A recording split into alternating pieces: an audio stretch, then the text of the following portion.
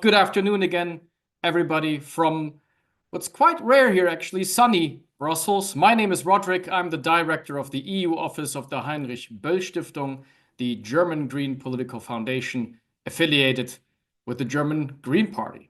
And I have the pleasure to moderate our debate today, Europe at a Crossroads, Security, Defense, and the Polish EU Council Presidency.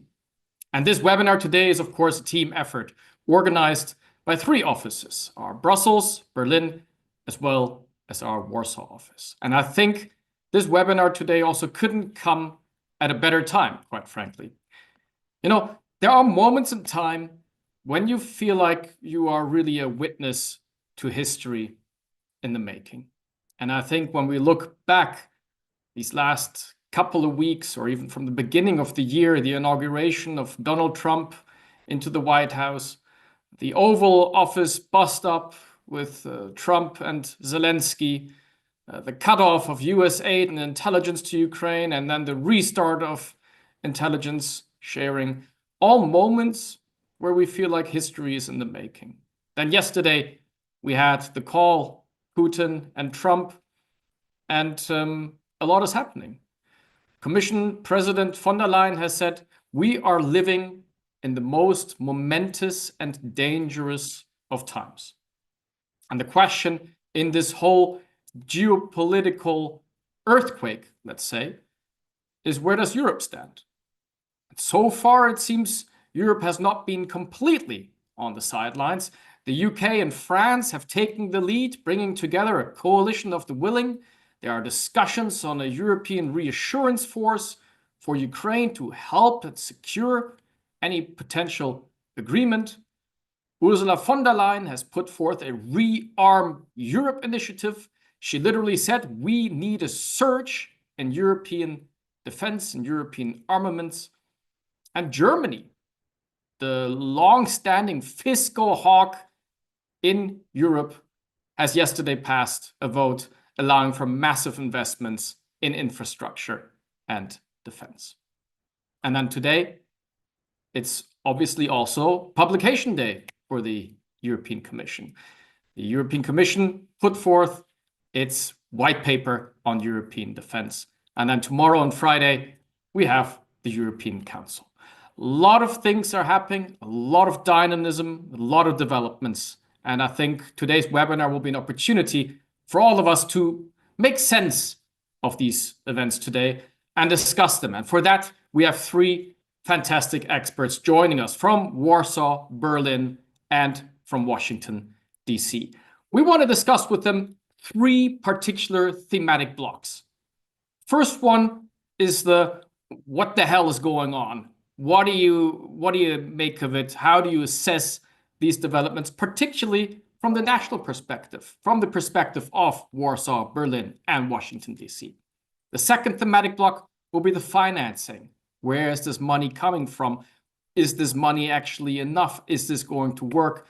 And the third one we want to look at is the industrial aspect of it, because it ain't just about the money. You know, if you want to rebuild European defense and armaments, you also need to think of industrial structures and procurement processes. There's a lot more to it. And then after these three blocks, we are obviously going to go into the Q&A with you, our audience. But before we start, let me share with you a bit of info on the housekeeping rules for today's Zoom. First, this Zoom webinar is also being live streamed on YouTube, so you will be able to watch the recording afterwards. If there were any particular points that you missed or you were interested in, you can always revert back to it afterwards and look at it again. And second, this is also important because we also rely on your knowledge and your expertise and your questions. So if you do have any questions or comments, drop them down in the Q&A box. You'll find that at the bottom of the Zoom window. If you're using an iPad or if you're on your phone, you're on the go, you might need to press the More button, which is these three buttons, and then you'll get to the Q&A box. Please be respectful and constructive. State your name and affiliation. But enough from me.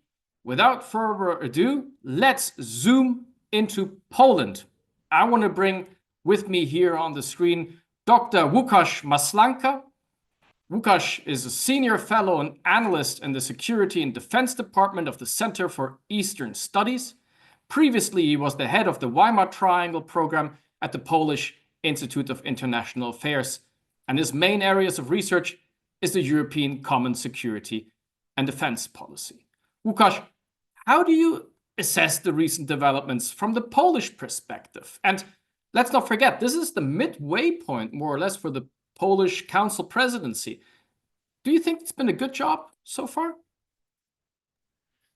Hello, good afternoon. So starting from the geopolitical situation, all this looks quite bad.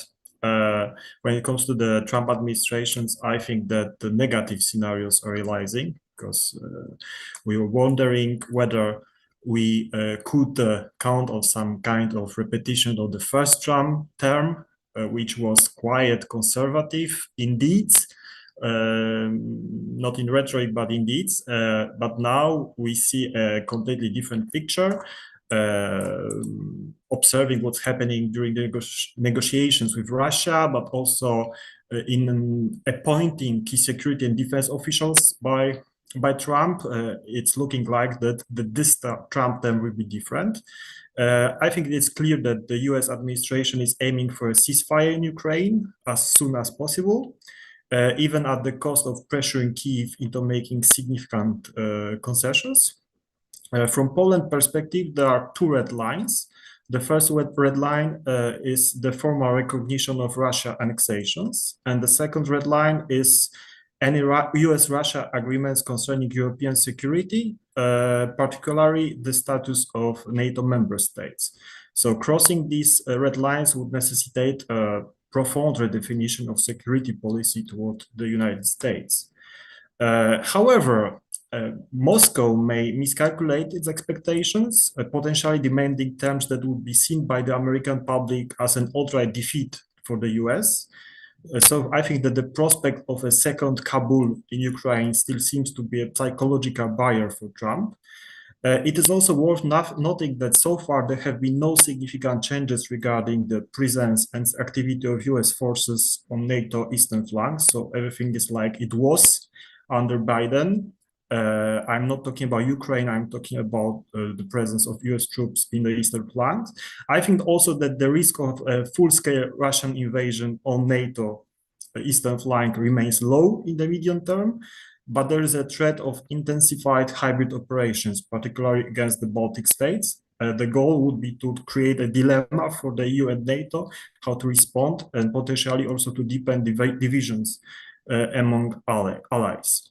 As for the EU, I think that the EU security initiatives, particularly the ReArm Europe package, are a step in the right directions.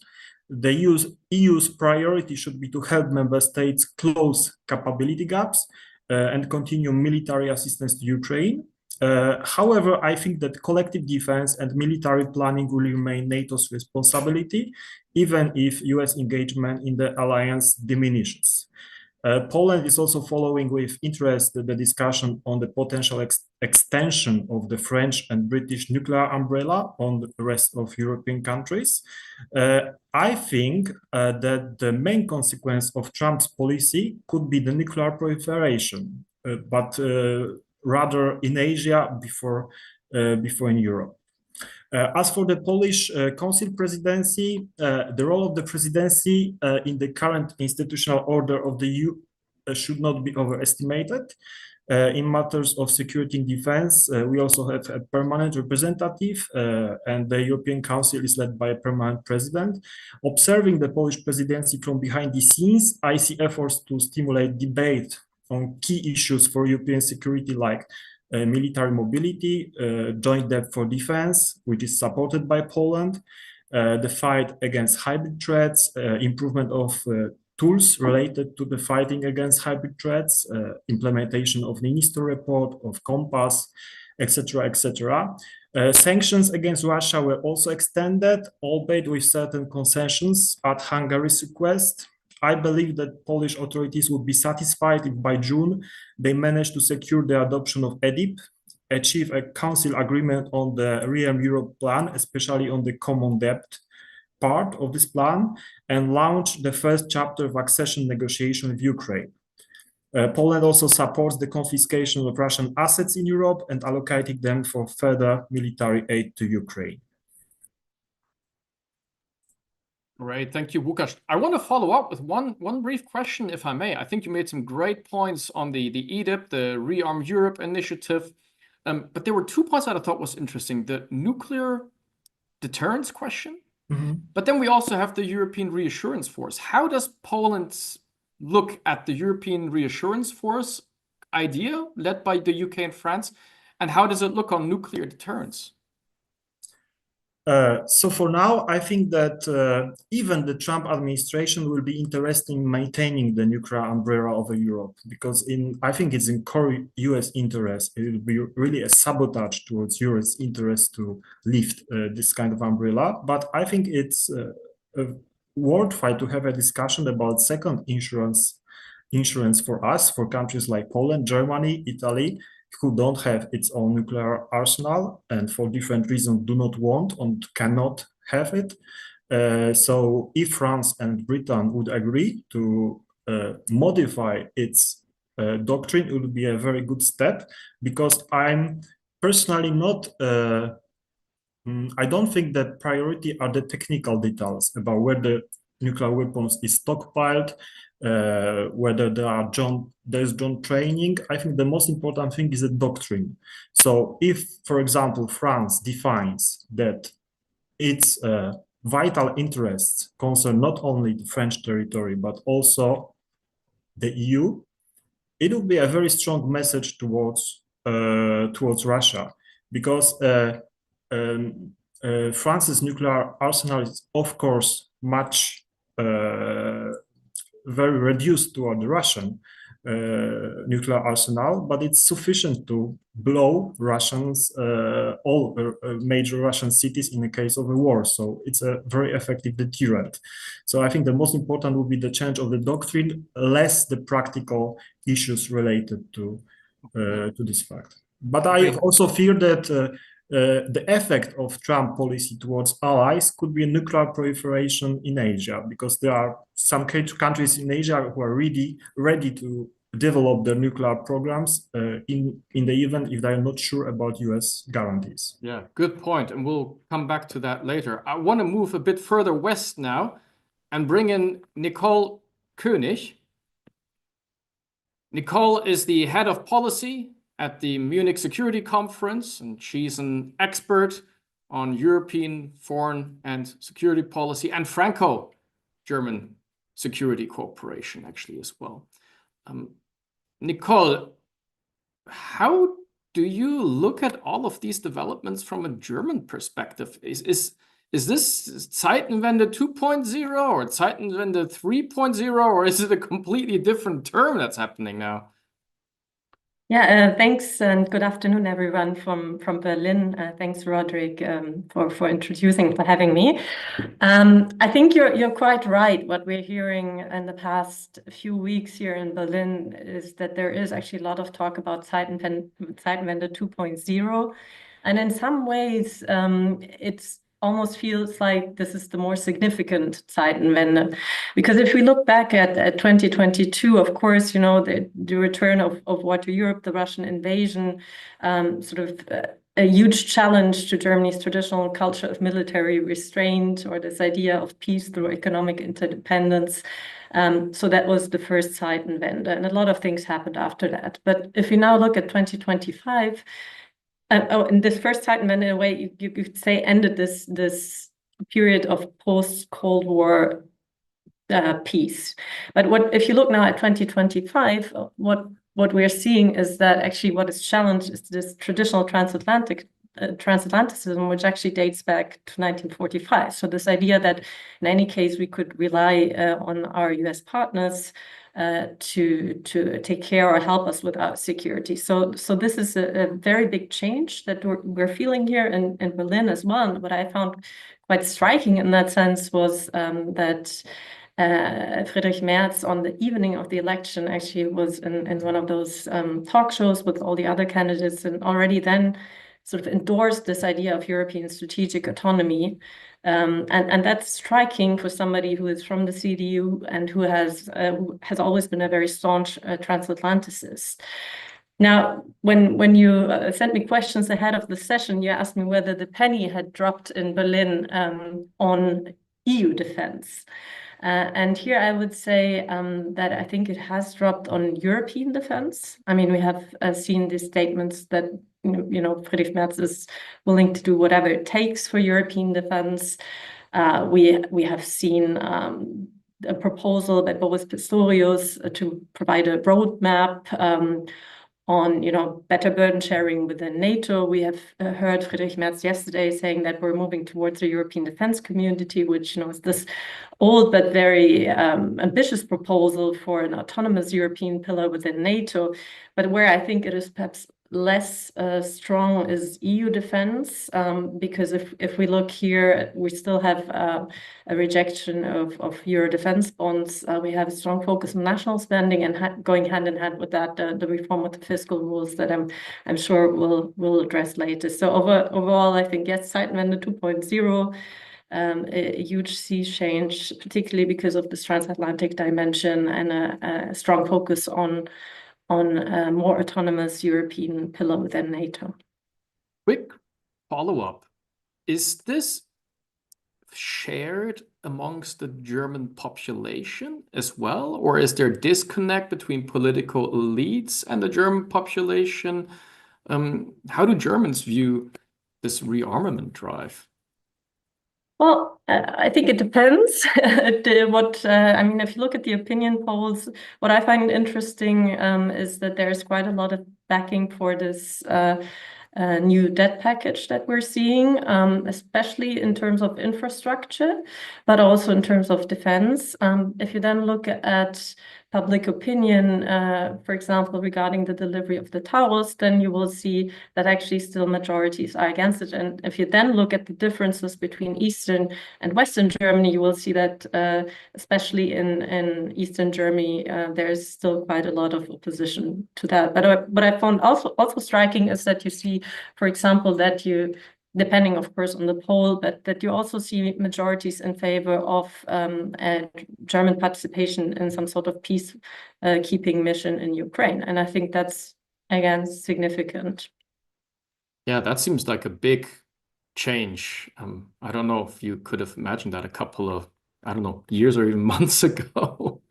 Interesting. Well, we'll pick that up as well. Let's move even further west. Last but definitely not least, I want to bring in Dr. Sophia Besch.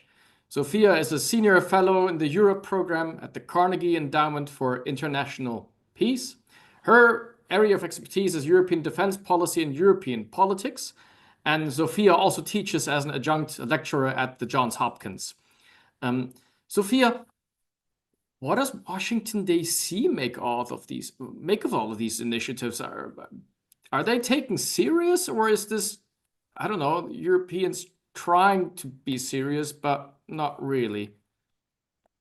Okay, great. Thank you, Roderick, and thank you for having me. There's so much on the table already. Excellent comments by Lukas and Nicole, and I'm going to restrain myself because I know we have a plan for the session today and not get into the nuclear issues or Zeitenwende, and instead focus on the view from Washington. And I think my headline, to start with the takeaways, if you will, is Europeans will and can expect pressure. What's going to be difficult is that they can hope for but should not expect acknowledgement or encouragement of what they are doing now. There's a sense here in DC that Europeans are too late. Anything they do now, they should have done years ago, and patience has run out. That is coupled with a lack of interest in Europe and a lack of predictable bureaucratic channels, which means that whatever initiatives Europe does put forward and put on the table might well be misunderstood.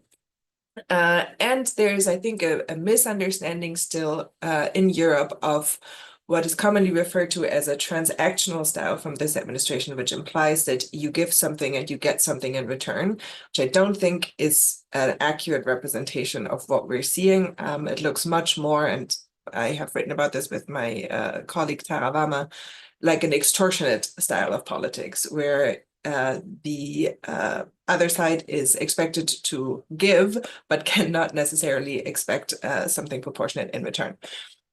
But to get into the details a little bit more in terms of what Washington makes of the initiatives that the EU has put forward, I think, Washington has always been concerned that an EU defense that is independent from NATO could channel resources away from the alliance, could undermine US defense industrial interests in Europe, and could weaken US influence over European policymaking. I think those were sort of the three interests that US had. And we've had administrations in the past that have openly opposed EU initiatives. We have others that have chosen instead to set a very narrow parameters for EU action.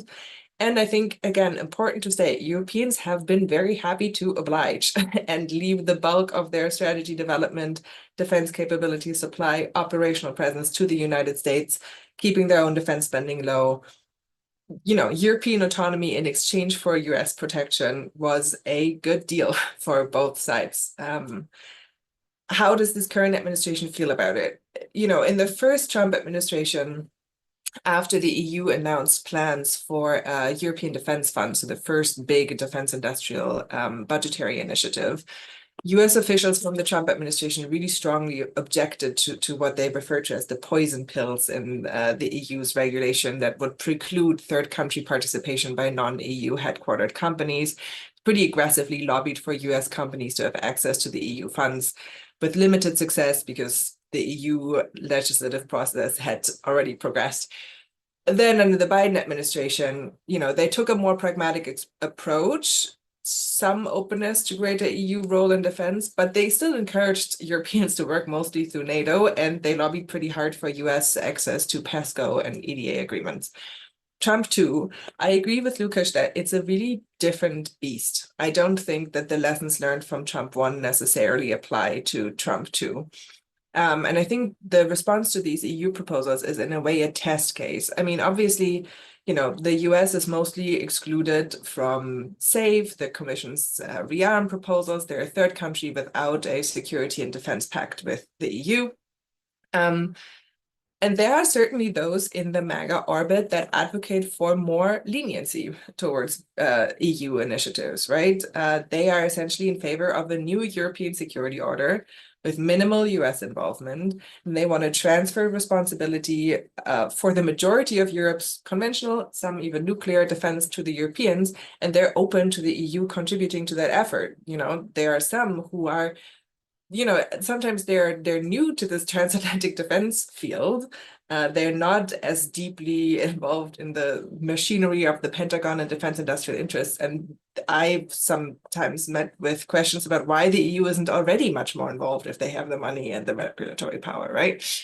And we've had the remarks from Secretary Hegseth, who said that he was mildly encouraging, I would say, in his remarks in Brussels about greater involvement of European defense industrial base. The question, I think, is whether these interests and political objectives are going to trump longstanding defense industrial interests. In a way, this president has done more for Buy European than any other US president before. We now see the conversations around F-35s and Starlink.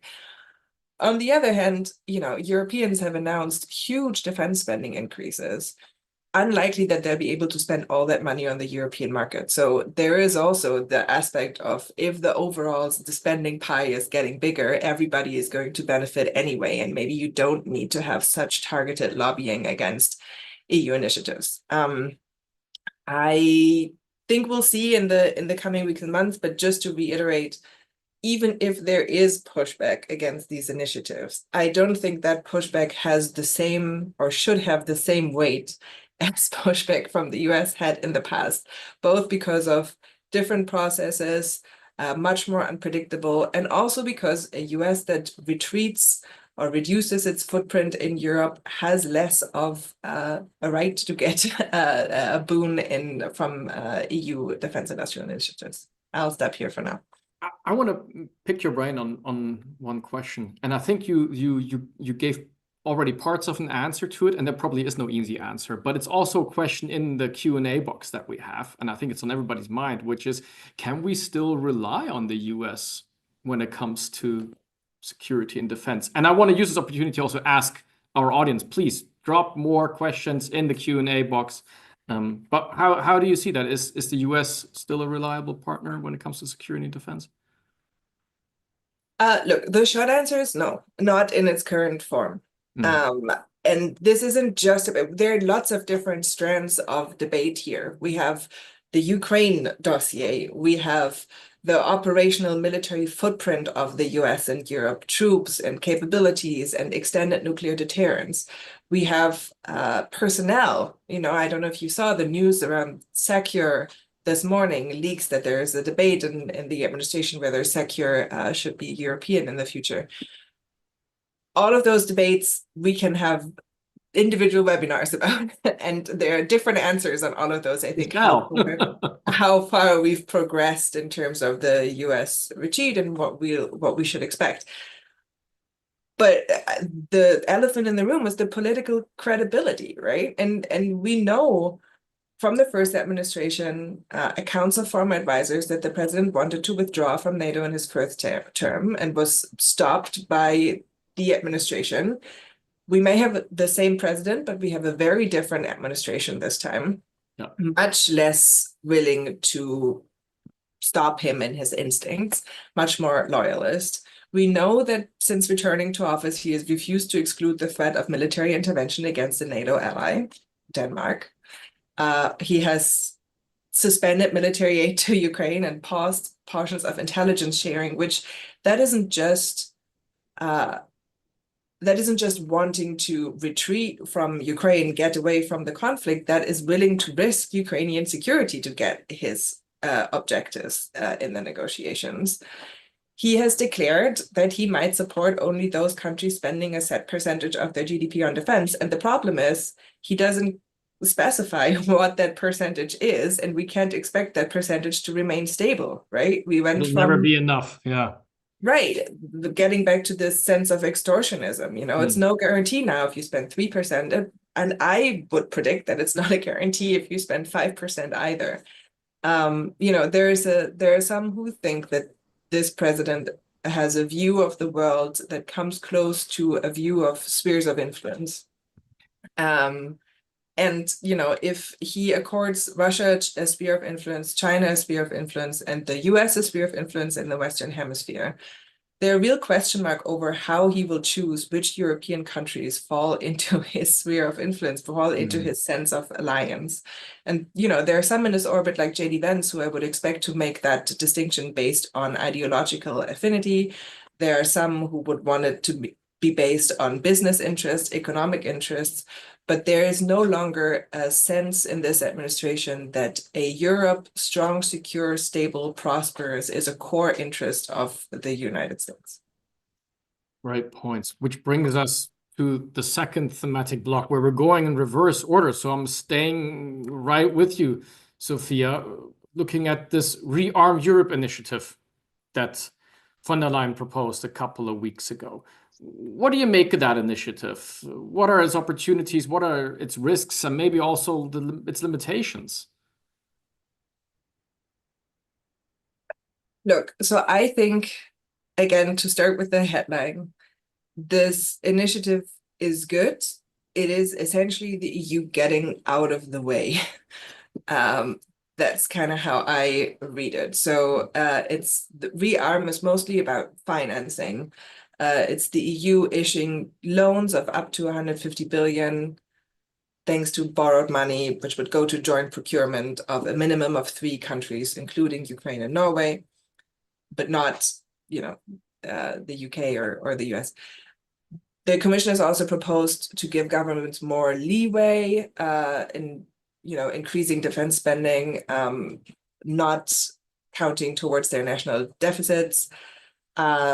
They have opened a path for defense industries to more easily benefit from cohesion funds. They want to channel more private funding through a push to integrate capital markets. And then the European Investment Bank is also deciding on loosening its lending policy rules and investing more in defense products. All of that is good and important. And I think we saw this 800 billion figure advertised by the EU. Then we saw the backlash against the 800 billion. It's only 150 billion. The rest needs to be mobilized from national defense spending. I think that the rest is getting mobilized. We're seeing huge defense spending announcements from most member states.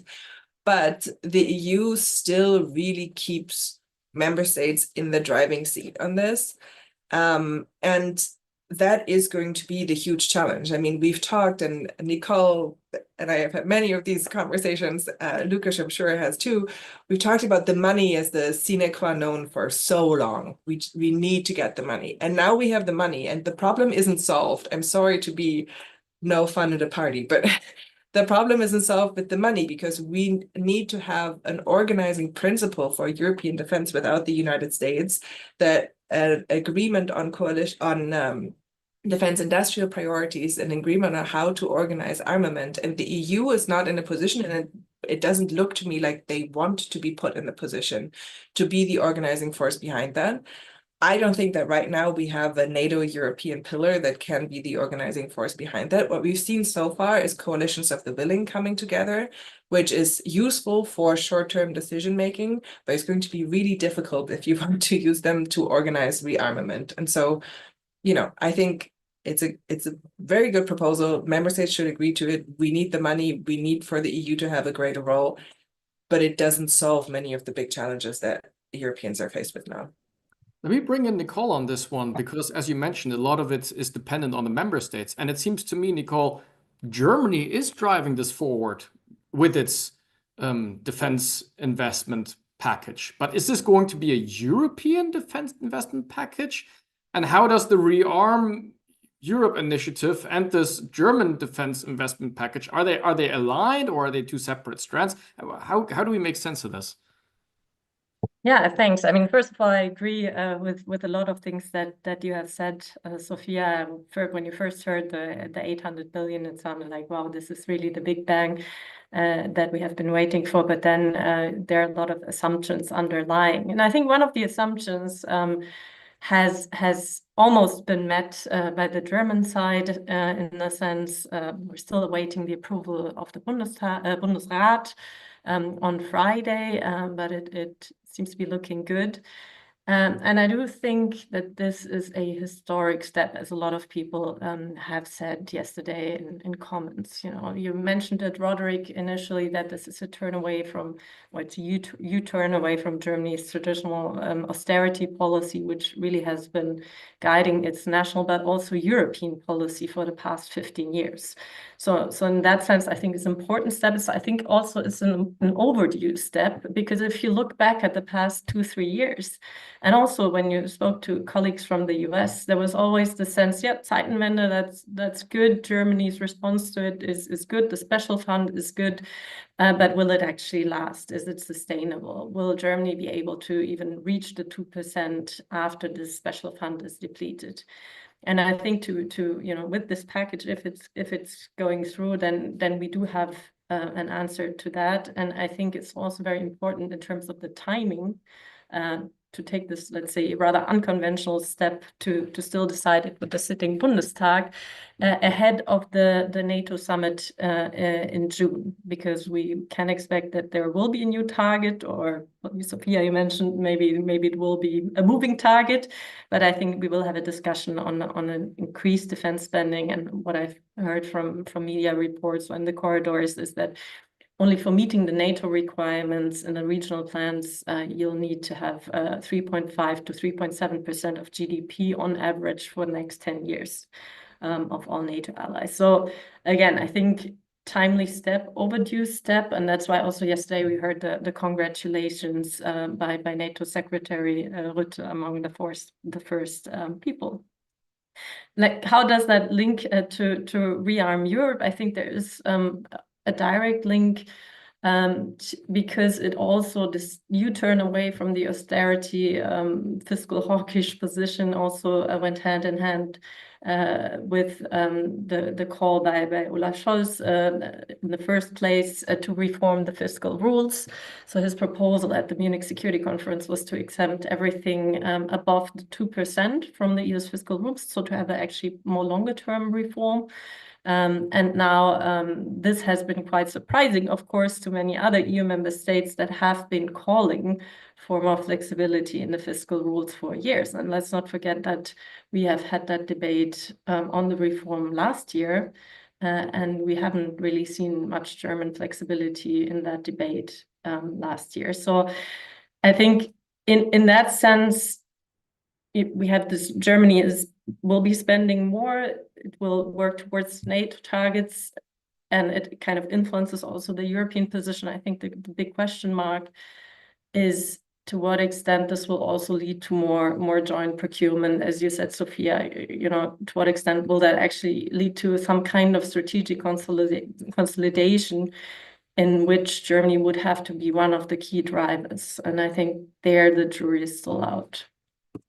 One of the discussions that are always popping up is this whole idea of European, Euro bonds or European defense bonds like we had during the COVID times.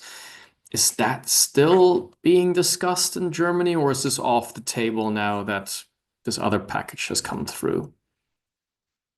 It seems to me that it's off the table, but of course positions tend to change quite rapidly these days. But I think that is one of the key points, because if you take this SAFE proposal, then it's different from the pandemic recovery fund, because this proposal is only about loans. So basically, it's only attractive to those countries that have high borrowing costs. So in some ways, and you have some countries that have high borrowing costs. I mean, Italy, Spain, Greece, France. But the question is, for Germany, for example, would it actually be attractive? There are some doubts. And this is also where I wonder, what will be actually the impact of this instrument, and whether this will kind of create a procurement club that is sort of limited to certain member states. Fantastic. Łukasz, how is the view in Poland on this? I think Poland's already spending a lot more on defense, isn't it?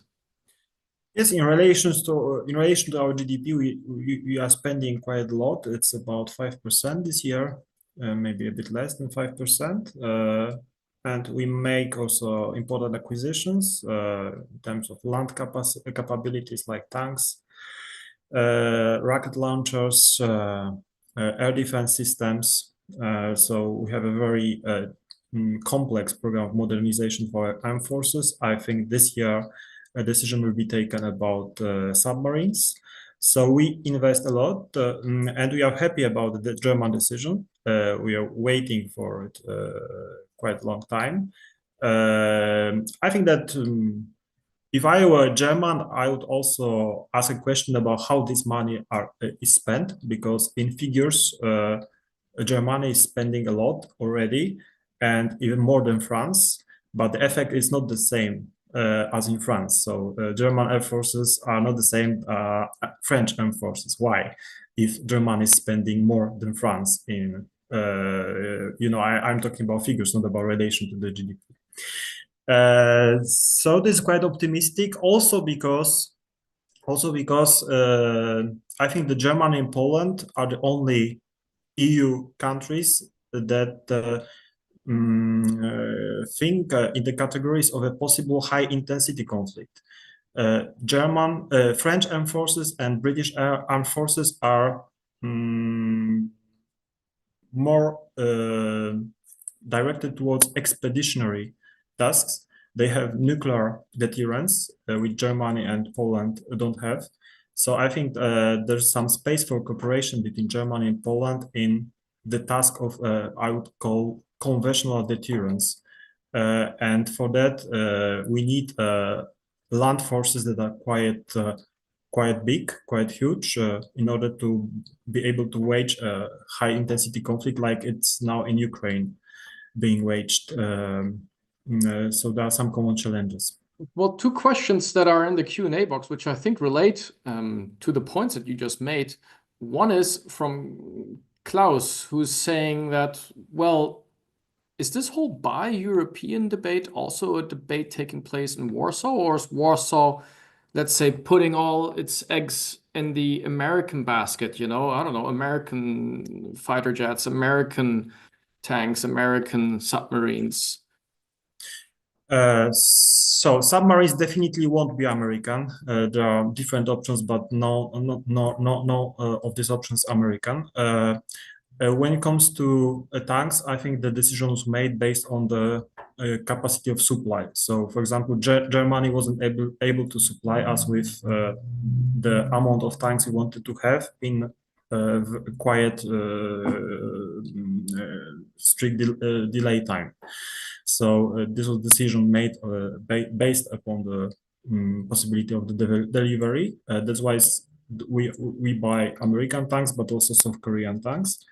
When it comes to fighters, I think that we made the strategic decisions. The same decisions was made by Germany, Italy, and other countries to buy F-35, because by buying these systems, you become a member of a club of countries which very narrowly collaborate with the United States in terms of Air Force, in terms of air deterrence.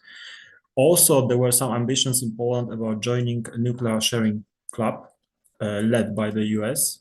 I think that's more about becoming a member of NATO of the same category as the countries of the Western Europe than about the possibility of stockpiling atomic bombs on our territory.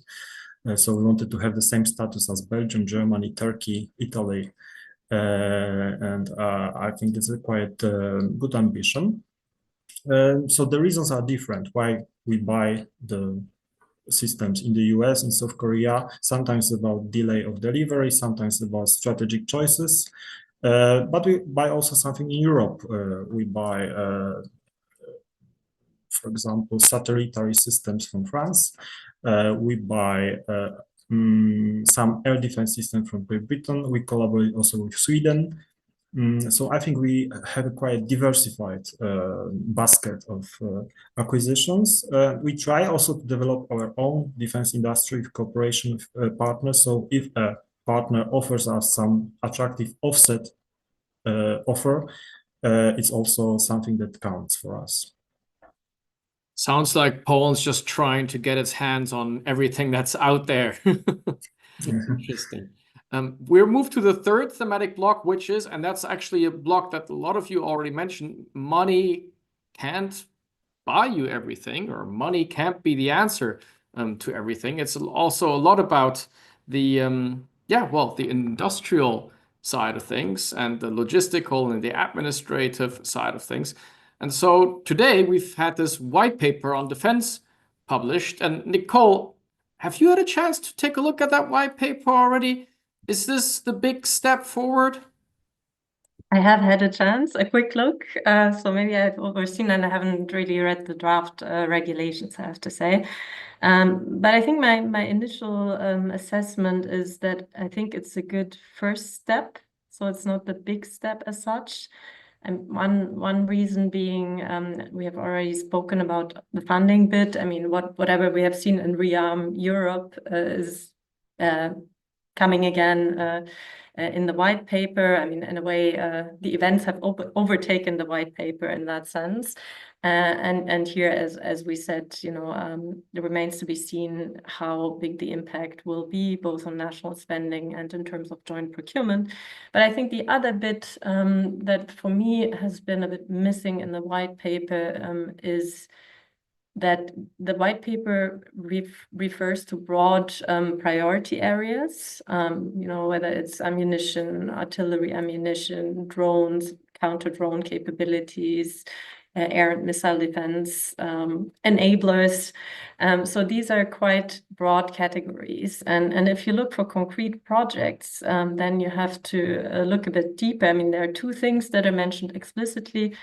One is military mobility, which I think is well taken because it's a very important domain, and the other is the Eastern Shield, which was also one of the priorities of the Polish presidency, I take it. But for example, other projects that had been announced previously, so that the air defense shield or the cyber defense shield, which were also high up in the political priorities of the Commission president, actually don't appear in the paper. And I think this is due to the fact that the member states are in the driver's seat, that the member states don't want the Commission to, do planning or to propose specific projects. So what the Commission says is, okay, here's the framework, here are the broad priorities, and we are now waiting for the member states to actually propose these projects of high common interest. So there is a first step, there is a framework, but in the end, it will be up to the member states. And I think the other bit that perhaps is a bit less flashy is what you said, Roderick, is this whole area of administrative simplification, which I think is important because this is really in the remit of the European Commission. It goes hand in hand with this promise of a single market for defense. And I think here, again, it's a first step because what the Commission will do is now to have a strategic dialogue on a so-called omnibus for simplification in defense. So we'll speak to the industry, what are the greatest obstacles, and also review regulations in that domain. So I think that's important. Also issues such as cross-certification are important. But for example, what the Commission is shying away from, and it's also not in the paper, is one of the big obstacles to the single market for defense is the tendency of the member states to use the national security exemption clause and to thereby shield their key technologies or their defense industries from intra-European competition. So let's see what comes out in the end, but basically it's not as ambitious than it could have been. So overall, it will still depend very much on what is happening in the next weeks and months, and above all, I think on whether the member states are actually willing to agree on these big, large-scale joint projects. Great points of yours from the broadness of it, but the specificity as well in some areas, at least military mobility and the Eastern Shield. Maybe you can just quickly say, what is the Eastern Shield? I'm afraid I don't actually know myself. I'm happy to defer to Łukasz for that, but my understanding is that it's a broader initiative to actually strengthen border management with a view to the eastern flank border, with a view to the Russian threat, but also to hybrid threats, and to invest in surveillance, but also in equipment and so on. But I'm happy to have Łukasz chip in on that. Great. And as you mentioned, it's all down to the member states. Sophia, how do we overcome this like national egoism, let's say, when it comes to the industry policy? Are they even interested in a single market for defense? Yes. So, I mean, there's very, very little to add to what Nicolas just said. I thought that was a really excellent evaluation of the proposal and really chimes with what I've thought as well.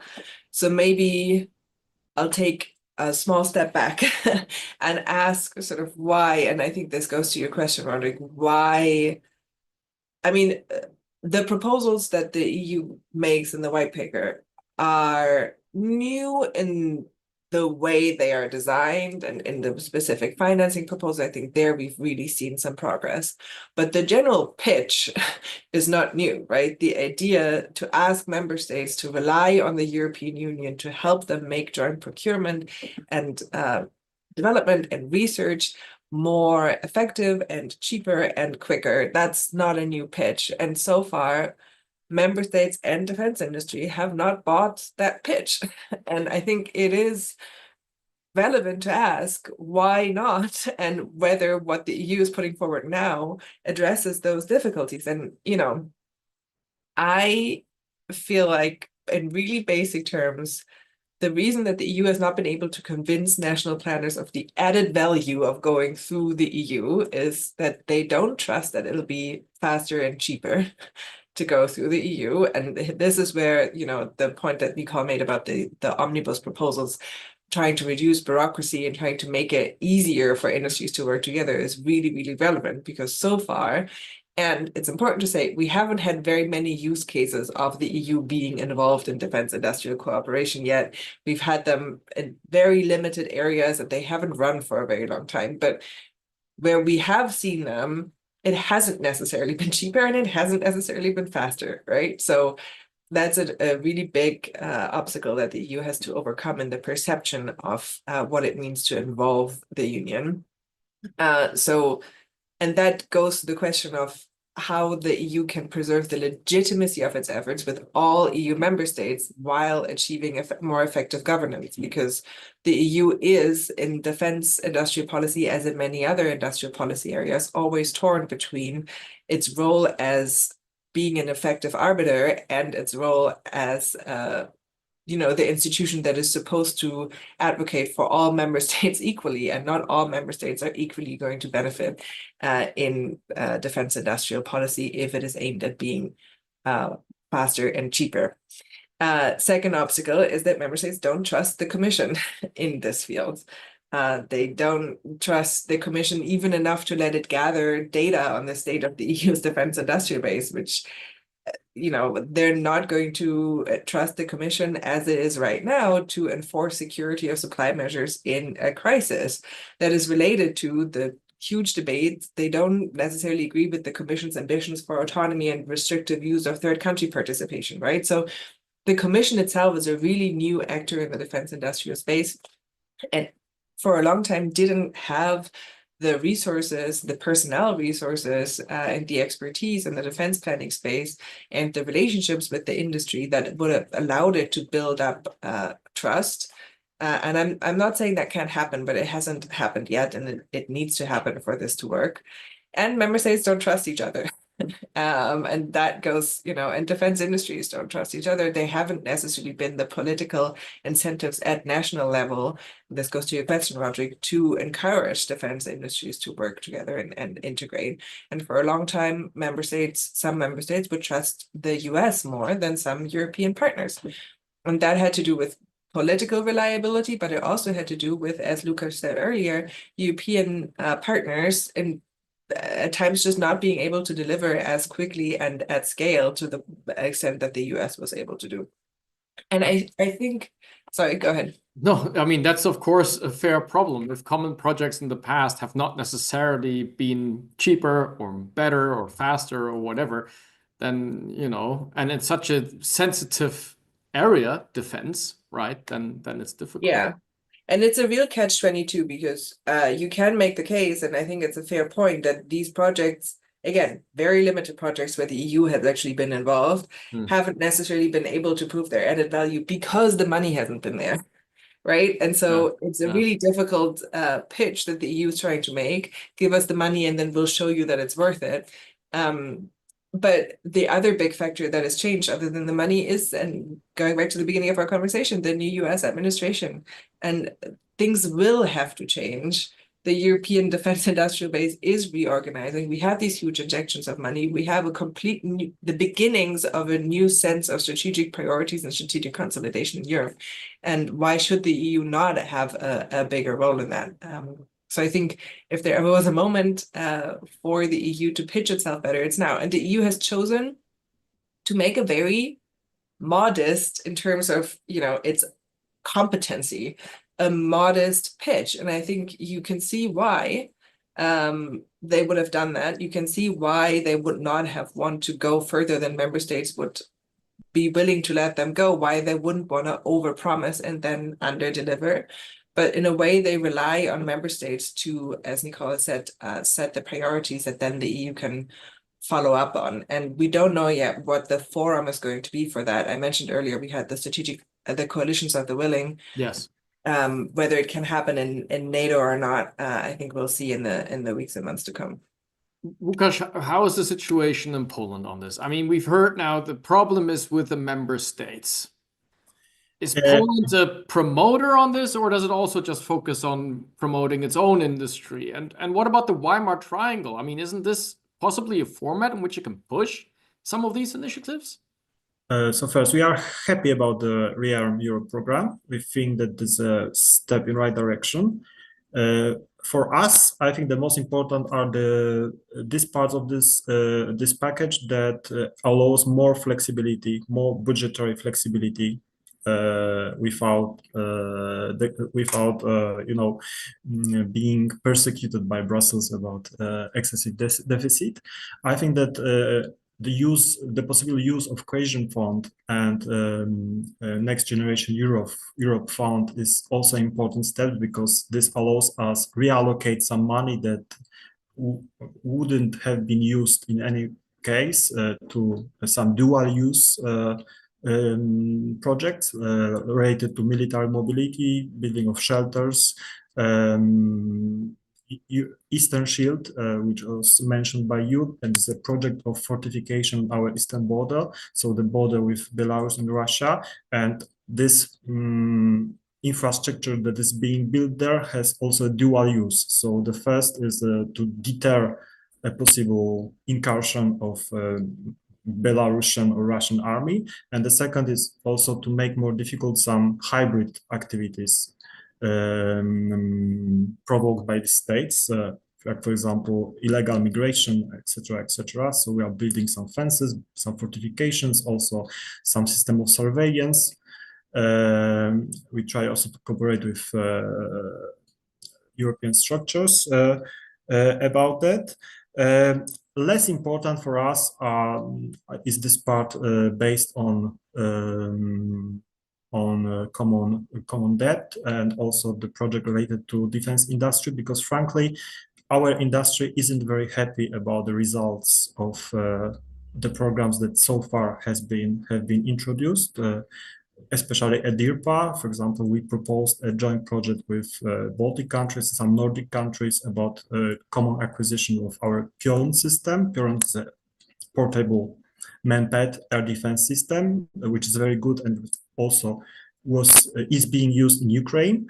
We've got results, but we weren't selected, so there's a lot of frustrations. Also, the results of ASAP for Polish company were not satisfactory, and also our participation in the EDF is not very impressive. So this money is money for the rich, in our opinion. So the most developed defense industries in Europe can take advantage of this money, while we don't have very good access to it. Also because you have to have your input, which is significant. Sometimes it's 60%. So not all our defense companies are very happy about using this money.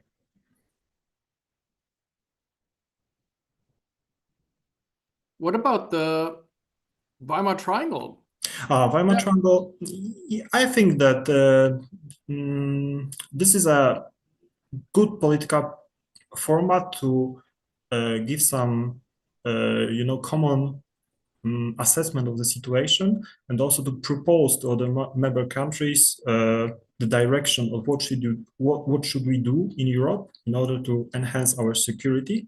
And I think we should take example from our Asian partners, from Japan, South Korea, Philippines, Australia. So the countries that also try to cooperate. All these countries are allies of the United States, but also they try to coordinate the defense policy, the security policy, to make the Indo-Pacific area more stable, more secure. And I think that Weimar Triangle format could do more or less the same in cooperation with Britain, maybe with Italy and Spain if they want, to encourage other member states to increase the defense spending, to increase their capabilities, to be more present here also in the eastern flank where the danger is, but also on the southern flank where Europe's interests are also at stake. I think, for example, on the Red Sea area. But I am less optimistic about the role of Weimar Triangle when it comes to defense industrial cooperations, because there are a lot of conflicts between France and Germany. Poland defense industry has not so is not so developed as France's and Germany's. So I think there's a lot of competition in that area, but there are some common projects that could be realized and are very important. I'm thinking, for example, about ELSA project. It's a deep strike, European deep strike capacity that is being developed. We have already a missile. And so maybe this would be a good project to make it within the framework of the European Union, maybe within the EDIP. But the results of the cooperation so far are not very good. I'm thinking, for example, about the MGCS. A few years ago, there were talks between Poland, France, and Germany about possibility of Poland joining the project. It's a common European tank, but there was no big appetite from the part of our German and French partners about Poland joining this project. So we choose to buy Abrams and Korean tanks, also because we need these tanks now and not in the middle of 40s. So we are now moving on to the Q&A part. We have a bit less of a half an hour. Now I actually want to start with you, Łukasz, because one of the questions, or two questions actually, that are in the Q&A box are on nuclear and nuclear deterrence. And one is, do we have to be worried that we actually have to use nuclear weapons in the situation that we're currently in? And the other question that has been asked as well is whether nuclear deterrence without the US is even possible in terms of tactical, strategic capability, also doctrine. Łukasz, how do you see that? And then I'll pass the question also on to Sophia and Nicole. So I think that the risk of using the nuclear weapon is quite low because the states have the nuclear weapon not to use it, but to prevent war against them. But what we are seeing now with Russian-Ukrainian war is that a state that has nuclear weapon can use, but can deter contraction against it and provoke a conventional war against another country. So this is quite problematic. I think that this should be also a matter of reflection among strategists. But I don't think that in Moscow we have people who like to commit suicide. So I think the risk of nuclear war is quite low. Maybe it is a bit more present in the Korean Peninsula, where we have a regime that is completely unreliable. But I think that in Russia-Europe relations, in Russia-American relations, the risk of use of nuclear weapon is quite limited. When it comes to Ukraine, I think that we are also very far from nuclear escalations and all these rumors that were being dispersed about the possible use of nuclear weapon by Russia as a kind of psychological war against the West. And I think that for Russia, nuclear weapon is primarily the psychological weapon. And as psychological weapon is being used quite frequently by Russia. Do you agree with that assessment, Sophia? And as mentioned, is France even possible? Even if we extend the French nuclear umbrella to Europe, would that make a difference?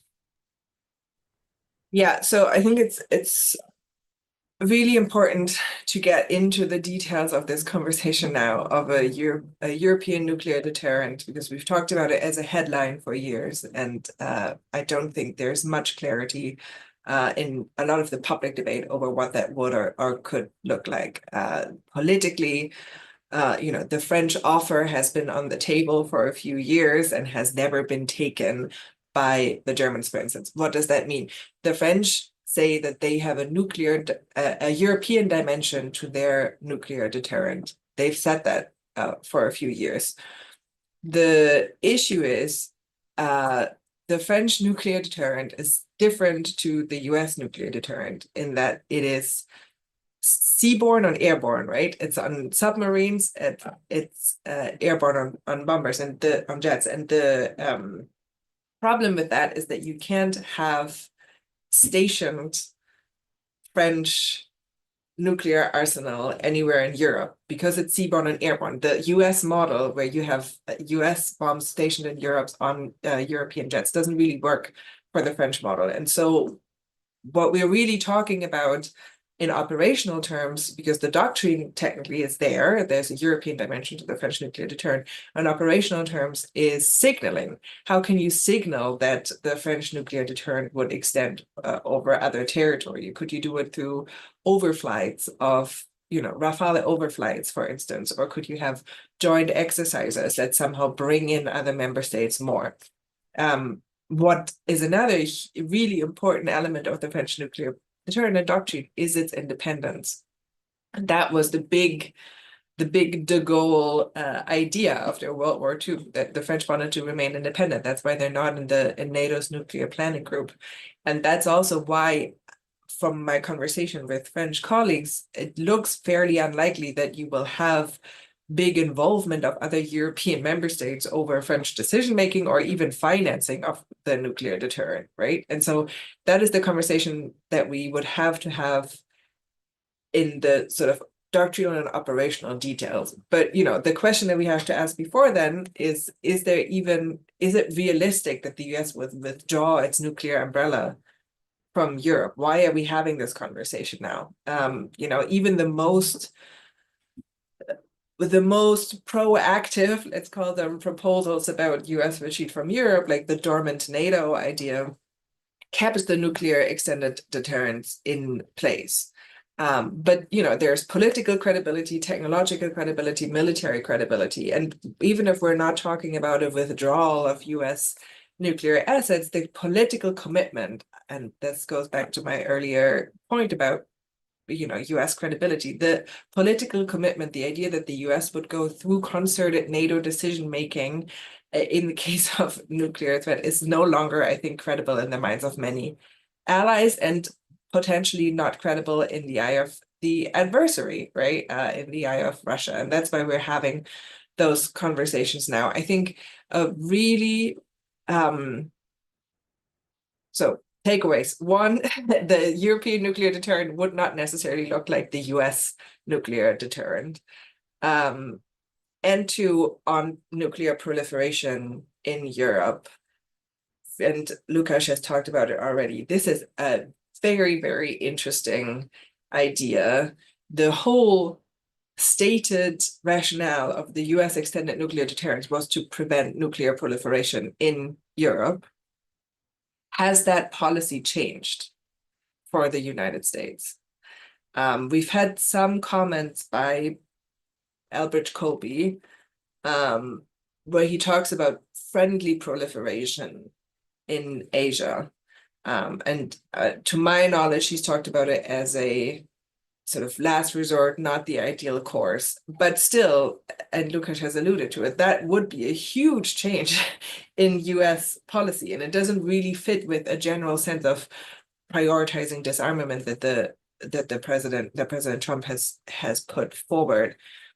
But there's also a real question mark over whether proliferation in Europe would even be possible or advisable for the countries that are currently thinking about that. I mean, you put yourself at huge risk if you're trying to get that technology. Look at the Iran example, right? It's not a very stable situation if you're a country trying to get that capacity.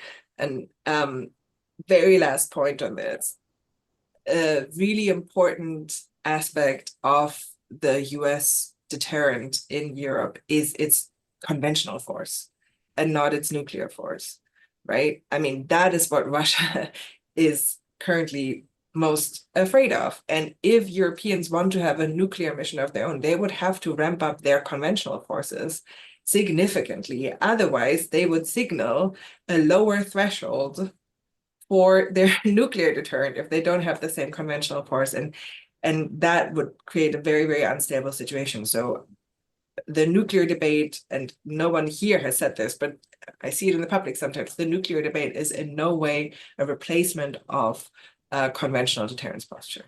I think that's a really good point. It could actually distract from the conventional deterrence discussion. Nicole, how is this nuclear deterrence debate discussed in Germany? And if I can tie that in with another question, what about maybe some of the softer areas like cybersecurity, like civilian preparedness? Are we thinking security too narrowly?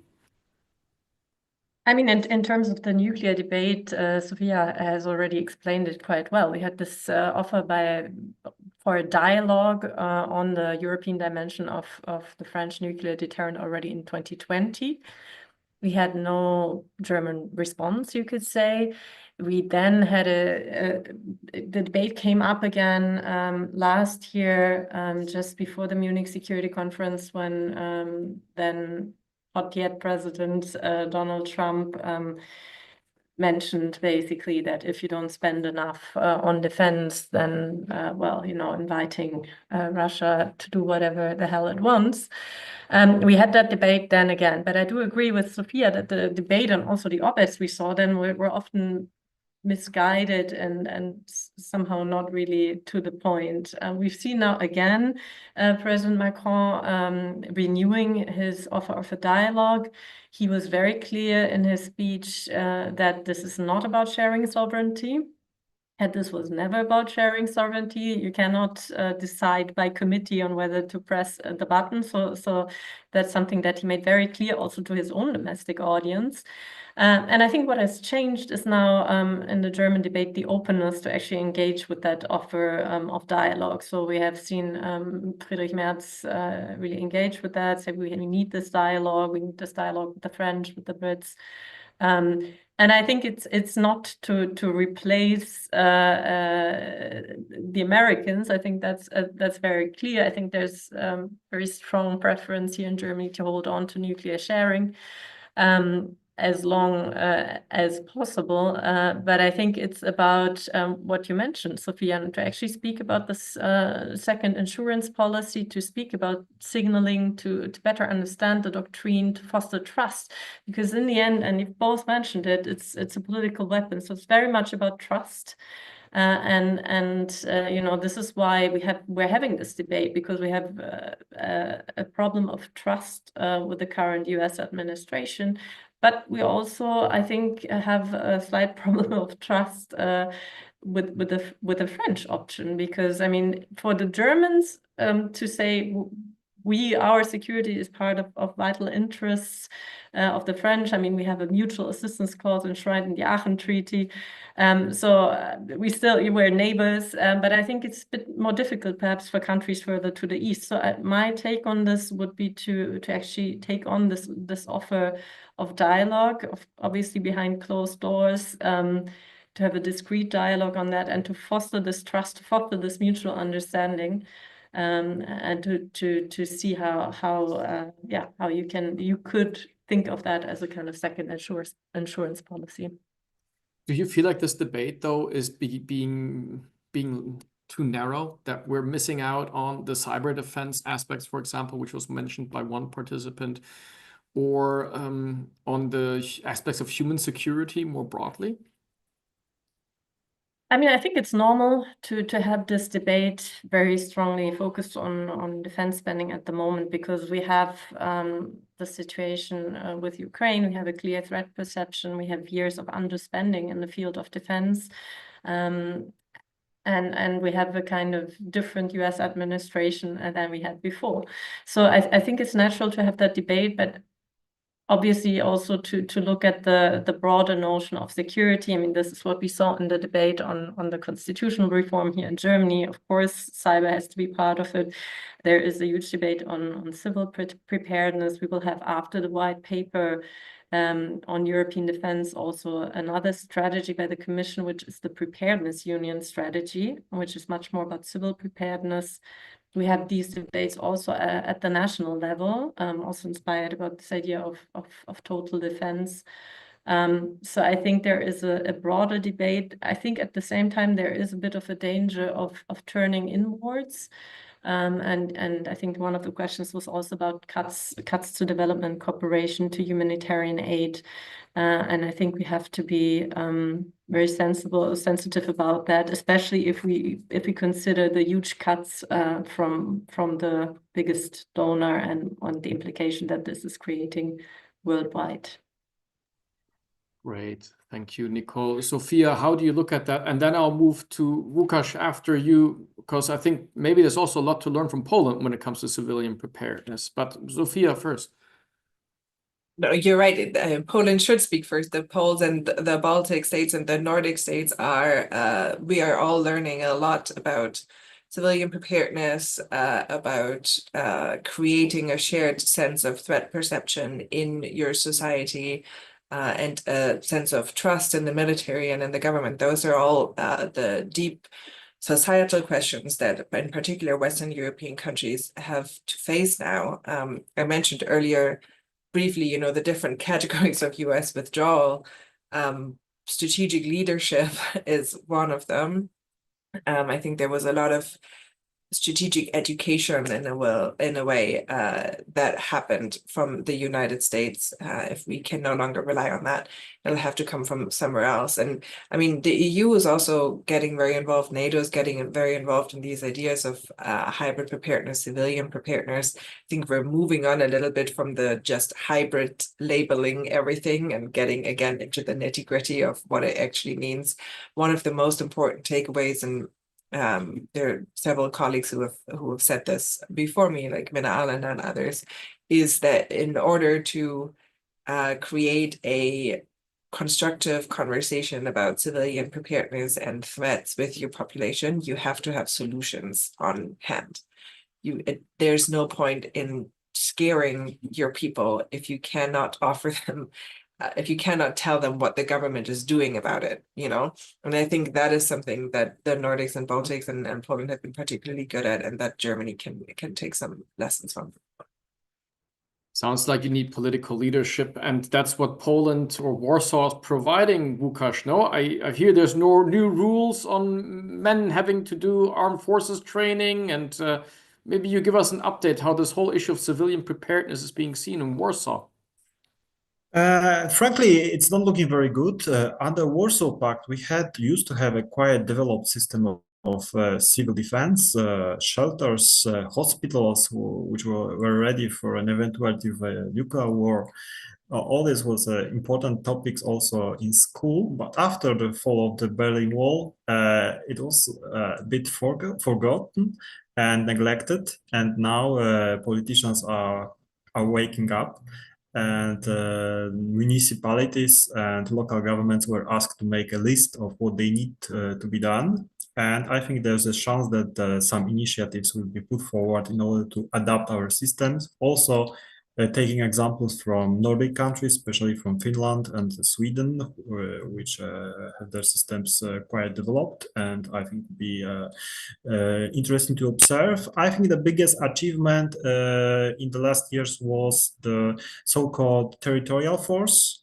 So it's a kind of national guard, which was called up by the previous government, by the peace government, but it's developing quite well. There's a lot of volunteers who want to serve in this, I call it weekend army, and they're doing a good job in the case of floods, some natural disasters. They also help to protect the border, the external border of the European Union. I'm talking about border with Belarus, Russia, but also with Ukraine. This is quite effective and is also creating some civic spirit among the citizens, which was also the problem in Poland during the years of the economic transformation, when many Poland perceived that the state is not effective, does not create a sense of belonging, and I think this is changing. It's also creating a risk of nationalism, chauvinism, but I think that overall it's a quite positive effect in terms of civil protection. There is a lot of to be accomplished, and I think that the money from ReArm Europe package could help a lot. we can use cohesion fund and NG fund to funds to use it for building shelters, to adapt our constructions to the possibility of protecting people. Look, we're running out of time, but we have 2 more questions and 1 comment. And I think it would be great if everybody could maybe engage with the comment from Peter. And then I would ask also, Nicole, if you could say a little bit about the question from Sebastian Wadle. How do we ensure that Germany now also invests in European procurement with all this fresh national money? And then Sophia, and maybe you, Łukasz, as well, if you could come in on the F-35 jets questions. Very expensive, operational dependency on the US. Isn't it better to go on low-tech warfare using drones and other means? And the comment that we have from Peter is, there's too much warmongering going on. Also in this room, it's quite scary. We're not focusing enough on peace and peacemaking. Łukasz, you want to start with that one and maybe the question on drones and F-35s? So there is a choice between 3 systems in Europe. One is F-35s, the other is the second is Rafale, and the third is Gripen. So I think that the states who chose F-35 made it because they think that interoperability with the US Army, US Air Force is crucial for the security. And also this is a very modern system. This really next generation system. And buying F-35 gives also many additional perks also in industrial sphere. I think that the best contracts on F-35 was done by Italy because they are also co-producing this airplane, but also Poland can take advantage of this contracts and develop some industrial facilities related to the production of this aircraft. So the Americans, I think, that gave quite a good offer to the European states, and then made a choice based on the strategic needs, but also industrial needs. And of course, for the country who participate in the nuclear sharing program, F-35 is the only possible choice. So if Germany wanted to be a part of the nuclear sharing program, Germany must have chose this system. As for warmongering, I think that this should be told to Mr. Putin because Mr. Putin is creating the very existential threat towards Europeans. He is now waging a very brutal war in Ukraine, and he's also making threats toward us. I would also prefer to spend as a taxpayer, I would prefer that my money would spend for some civilian needs for the development of my country. There's a lot of things to be done in my country. And I would prefer to spend this money for civil development, for infrastructure, for health, for education. The only hope is that our economy, I'm talking about Europe, is quite modern, is innovative. So if we spend money on defense, we can hope that this will bring also some dividend in terms of civil technologies. But yeah, I agree with that. If the Russian threat weren't there, I would prefer to spend this money for other purposes. And let's not forget, Putin has already declined the 30-day full-on ceasefire, only allowing it for the Black Sea and on energy infrastructure. Sophia, on the question of F-35s, I mean, that's a lot of money. Isn't it better to just buy, I don't know, 1 million drones rather than 1 jet? It's a very seductive proposition that you can replace heavy metal with unmanned systems.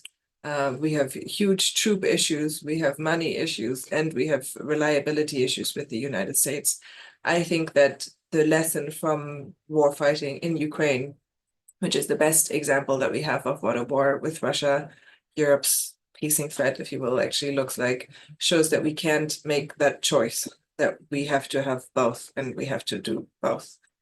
On the peace question, European integration and European peace and stability only happened in the way that has happened because of the protection of the United States.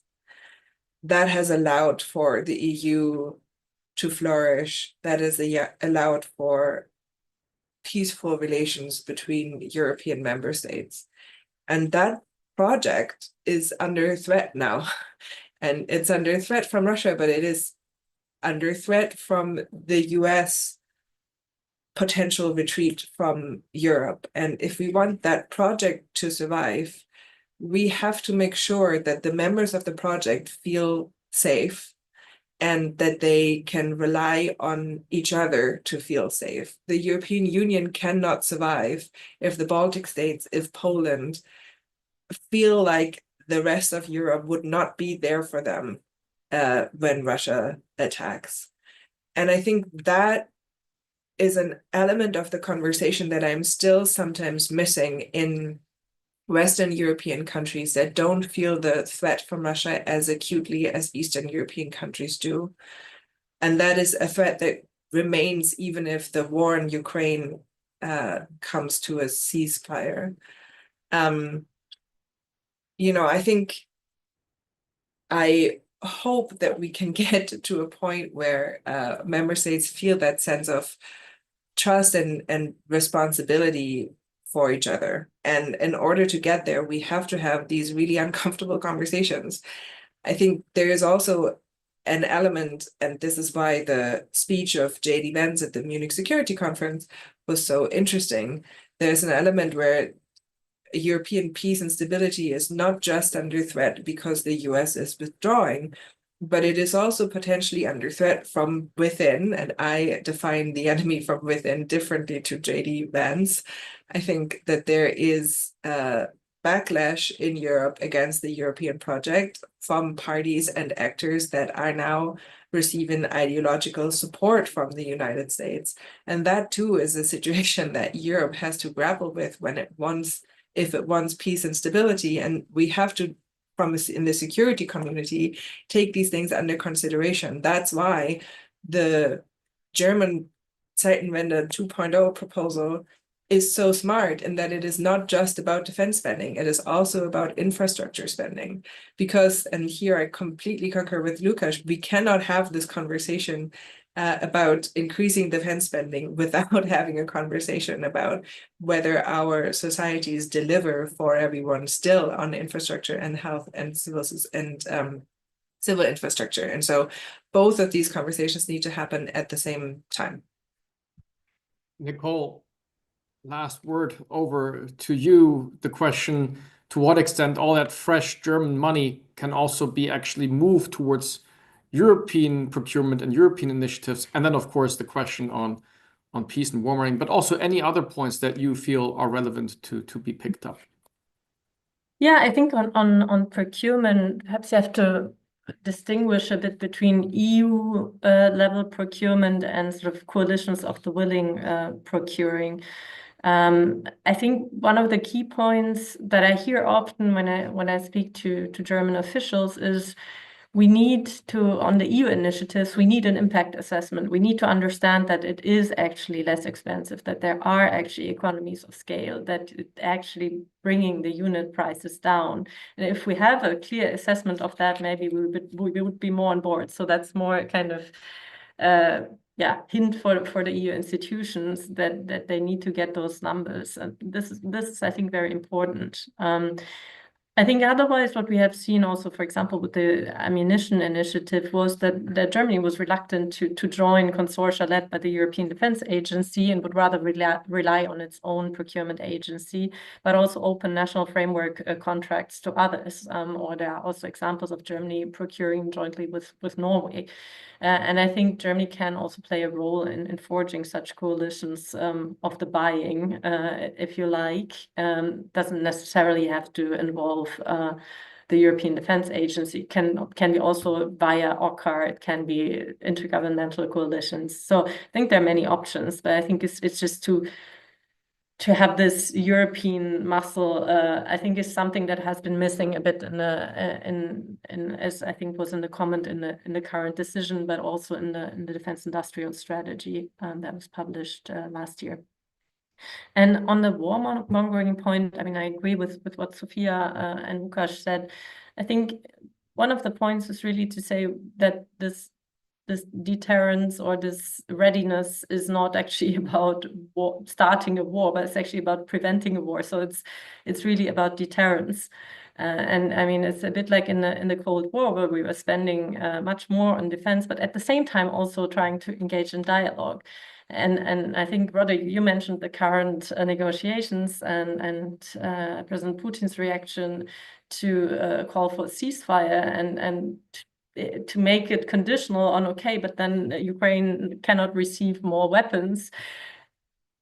That won't work. So that's why I think it's also quite good that in the white paper there is very clear commitment to have this porcupine strategy, because you have to put Ukraine in the position, if you don't have rock solid security guarantees, then you have to put it into the position that it can defend itself and to prevent further aggression. So again, I think it's this logic of deterrence. Also, if you look at all the statements that we're seeing from national intelligence services that Russia might attack NATO territory until 2030.